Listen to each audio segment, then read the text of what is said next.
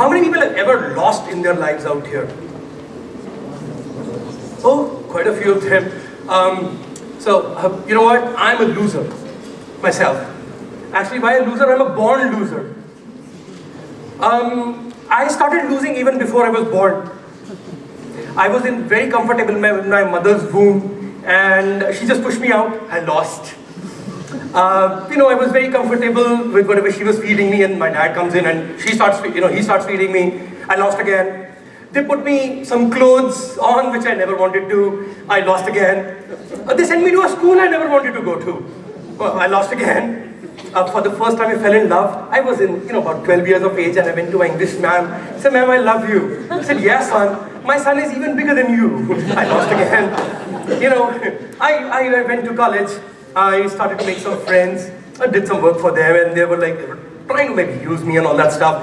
I lost again. Somewhere down the line, losing, my mother always used to say, "Son, you become what you practice. You become what you practice." And every time I just end up losing. What do you mean by you become what you practice? Okay. So then you finish college, you go international, you start working with some people and you get a guru. He said, "Son, losing is not the option. Winning is." Okay. So you start winning. How do you win? You start to trample people down a little.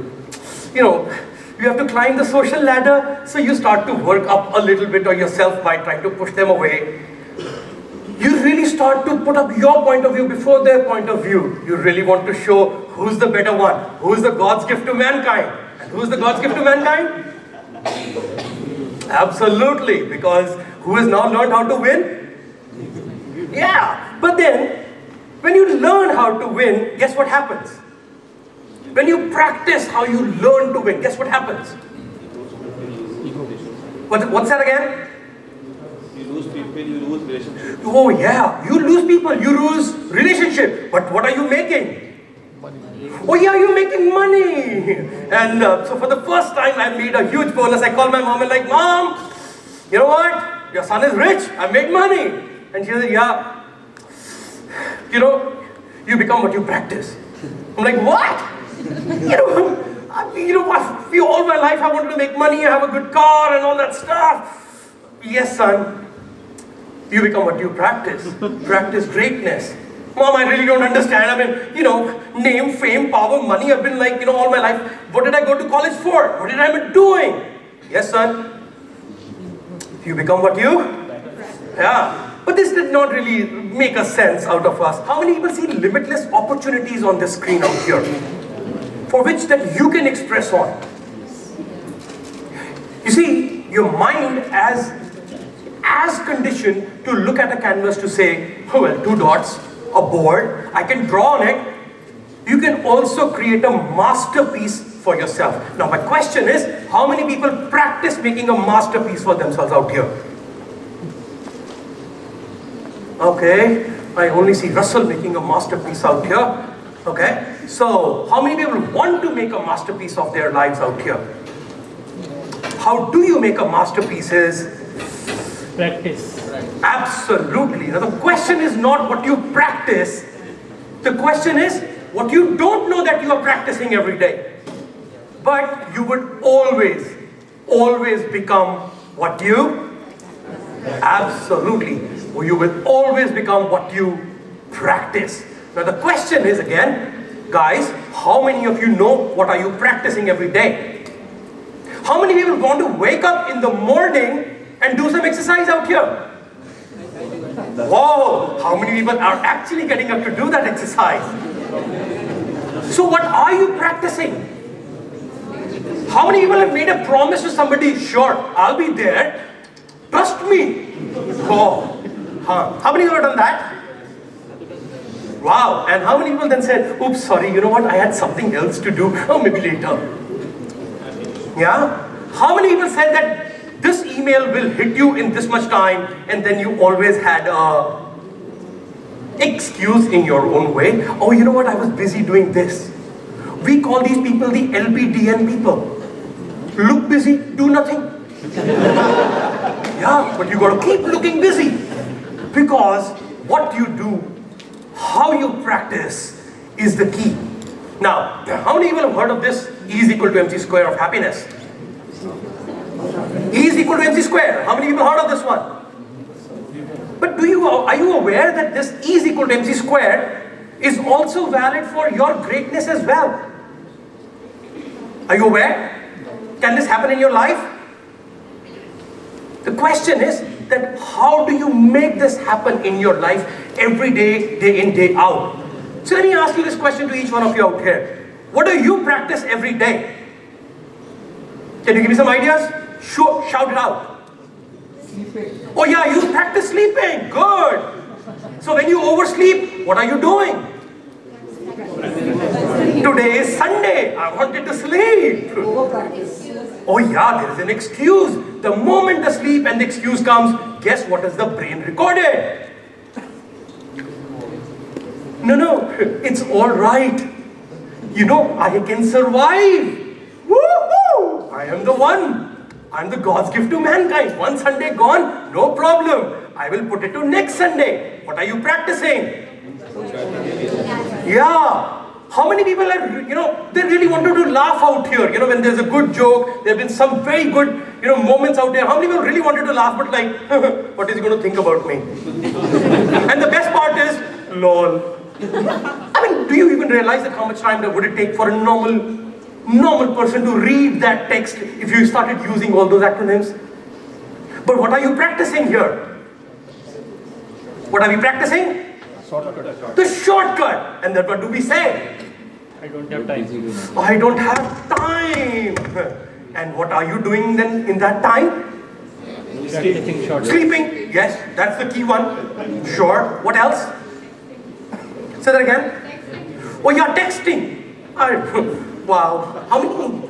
So when was the last time that you actually looked up to a person and said, whoa, you know what? You really make a difference rather than just a like on a Facebook. When was the last time you actually clapped because you wanted to clap for somebody rather than saying, good job. I like it. You said something nice. What was he saying, by the way?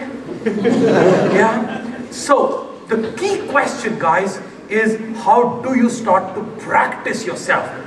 Now, there's a different way of looking at something. So energy, if you really wanted to practice something, chances are you're practicing something which is unbeknownst to you, which typically means that's E is equal to excellence that you want to achieve. How many will want to achieve excellence? How many will remember the Three Idiots where the hero says, go after excellence and a success will come to you? How many people remember that? But how many people are still going after success out here? Sorry. Yeah. But the question remains, guys, is that this excellence, what does it mean to each one of us? What does it really work for each one of us? For if you're practicing mindlessness, how do we practice mindlessness, by the way? What do people do on a tea coffee break? What's the bad news? What's the bad news, guys? What you practice, you start becoming an expert in it. Very soon, you acquire expertise. Which means, when you mindlessly criticize or complain about a system, when you talk about something which is not working, what happens? System's not going to work. The government will never work this way. This is not the way that I want things. The moment you criticize something, there was an advertisement a long time back about surf. How's her sari more whiter than mine?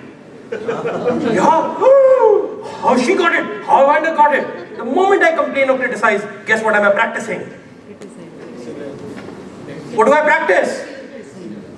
Yeah. And then the moment I have criticized enough, guess what's the next thing that I practice? I start blaming and I start focusing on consternation, which means that your actions are coming out of fear. And the moment your actions are coming out of fear, guess what am I practicing? Guess what am I practicing? Yeah, but who's negative out here? No one? Awesome. we're a room full of all positive people. When was the last time that you said, this is not going to work? Yeah. When was the last time that you said, friendship with you? You. See, where am I? But yeah, who are all positive people out here? Oh yeah, we are all very positive people. And some people can say we are more positive than others because I've got to be positive. That's my blood group. I'm more positive than you. But then guess what are you practicing? The moment you say, lol, what have you just practiced? What have you just practiced? Lol. Yeah, lol means, okay, you said something funny. Funny guy. Yeah? Lol doesn't mean that I will laugh it out. When was the last time you said, woohoo, let me laugh it out? Yeah, that woohoo is good. Thank you so much of that one. Somebody is listening. So good. So that woohoo, laugh it out. When you really wanted to clap for somebody, when was the last time that you actually stood up and clapped and said, made the difference for me, my friend. That's what I really wanted to hear. When was the last time? Somebody's come in, you clap it out. Because, why is that only clap notional, by the way? Why is that clap notional? I am under peer pressure. Because he clapped, I better clap for some time. Otherwise, what is he going to say? You're not even clapping also. But then, that's what we start to do that. But you can also practice something differently. I remember a small story out here. So there are a few ladies who go into a restaurant and there is this, small insect that comes and kind of like sits on the lap of that lady. She freaks out and she's like, waiter, there's this insect out there. And she just stands up, soup spills over a little and that insect very nicely, politely goes and sits on the lap of the other lady. She freaks out as well. She's like, what kind of restaurant is this? There's a gentleman who's sitting on the next table, very politely comes in, takes the insect, goes out to the restaurant, leaves the insect outside. Guess what's the lesson out here? Yes? It's the response that matters, not reaction. Thank you so much. What he said is, it's the response that matters, not the reaction. What are you practicing out here? The moment you practice your response, guess what is the next thing that is coming your way? The moment you say, whatever happens around me, it's not my reaction. It's going to be my chosen response. Nobody can spoil my weather. Guess what happens? How do you start practicing? If I am only thinking that, I'm going to be waiting for the perfect, I'm only going to be, making it productive procrastination. What is productive procrastination, by the way? I'll do it someday, one day. Till the time you monkey will come over and tell me, how do you do that? There is no strike, no gain, no win. That means I'm only going to do it at the last minute. I'm only going to keep questioning the system. Guess what are we practicing? Procrastination. But how many people are positive out here in this room? All of us. But what are we practicing unbeknownst to us? Negativity. But who's negative? Because we are what? The God's gift to mankind. Sometimes even there are people who tell me that they are God's proper gift hamper to mankind. That also works that way as well. And then there are some people I've even learned and heard who actually tell me that even God is their gift to mankind. But that's when you start practicing something as we call as the power of positive strength. That means that you can be thinking of excellence in a mindful way. Now, what could be mindful? How do you become mindful out here? How do you become mindful? You start to really show compassion. That means it's his, it's her challenge. It's her position. That's what she meant. That's what he meant. That's what the challenge with this person is. The moment you show compassion, you'd be able to show or give compliment. You'd be able to appreciate. The moment you start appreciating that, guess what happens? The moment you are being compassionate about the other person, guess what happens? Your excellence starts to grow. Your excellence will start to make up. But the question is, how many people are ready out here? How many people are ready to practice that? This is like a relationship. This is like what it starts to make for you. You start with a really empty canvas. But when you care about someone, guess what happens? Like my mother, she always used to say, You will become what you practice. Guess what did I say? Yeah, sure, Mom. Thank you so much for your idea. Oh, what did I tell my mom? No, Mom, you're special to me. Oops. Oh, it's a little torn, but it's okay. Don't see that, okay? You're all right. You good. Thank you so much for being my mom. Yeah, son, you become what you practice. Practice excellence. Sure, Mom, I will next time. What am I doing to the relationship? Oh, don't do that. Please, Son, you become what you practice. Practice excellence. Yes, ma'am. I'm going to go out and practice excellence. And very soon, that relationship starts to go down. You actually become what you practice. There will not be enough time to pick that up unless you go down on your knees. Look up to your mom somewhere and say, you actually become what you actually practice. Practice only one thing, guys, which is practice greatness.